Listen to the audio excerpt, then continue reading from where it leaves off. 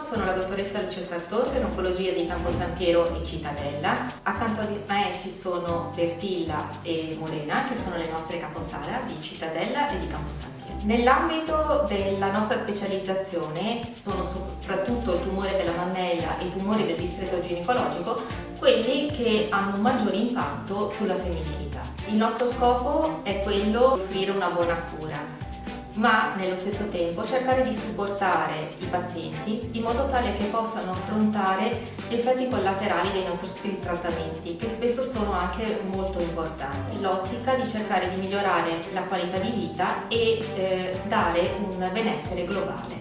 Il nostro punto di forza è quello di essere un reparto formato da uno staff molto femminile. Il nostro reparto di Campo San Piero, il reparto di Cittadella, il nostro PIC team. Il fatto che siamo tante donne ci porta ad avere una maggiore empatia nei confronti delle pazienti, ci permette di comprendere meglio quelli che sono i disagi di una donna che non è solo una paziente, ma spesso dietro si nasconde una madre, una donna che lavora, il fulcro di una famiglia.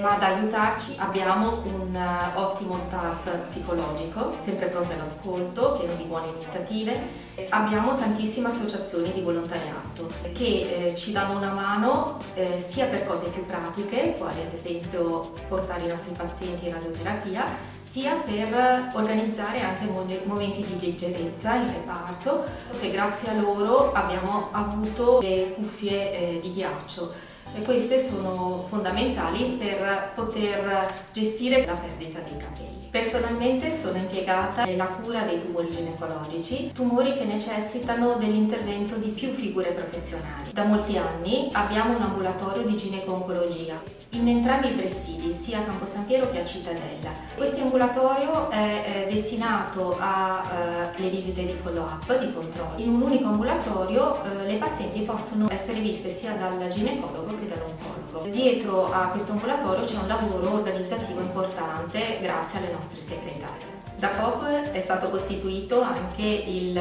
GOM ginecologico, ovvero il gruppo oncologico multidisciplinare, nel quale tutti i casi vengono discussi tra vari professionisti.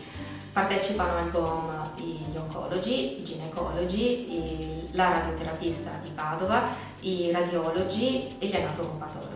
Mai come in questo caso un buon coordinamento e un ottimo affiatamento tra specialisti si traduce in un'alleanza terapeutica con la nostra paziente.